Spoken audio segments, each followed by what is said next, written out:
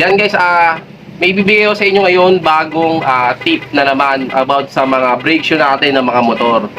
Yan, lalo na kung ang motor mo ay Beat, Honda Click. Yan, Click 125, mapa 150 man yan, version 1, version 2, version 3. Supremo, CB125, TMX Alpha. Yan, kasi yung brake shoe nila, yan ito.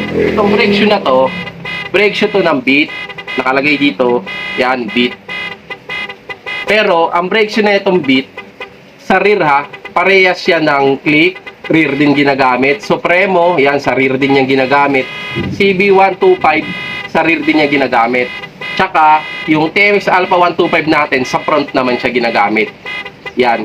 Kaya guys, tandaan nyo lagi, pag ang motor nyo, yung mga nabanggit ko na yon, yan, yung Honda Click, Honda Beat, TMX Supremo, yan, CB125, yan yung mga brake shoe nila sa likod, ito ang gamit. Pagdating naman sa TMX Alpha 125 front, ito yung gamit niya. Yan, bigyan ko lang kayo ng idea para syempre, yan, syempre pag hindi alam na seller, wala pa silang idea, yan, at least alam nyo na kung gano'n ang mga motor nyo, para hindi na kayo mahirapan magtanong kung mamimili kayo. Yan. Yun yung brake shoe na to. Yun yung mga pwedeng paggamitan nito. Or baka mas marami pa or meron pang iba. Basta yung sure ball na yon, yung Click, version 1, version 2 yan ha.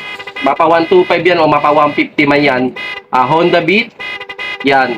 Tapos TMX Supremo, CB125 yan. Sa rear yan. Sa rear nila na brake shoe, ito gamit.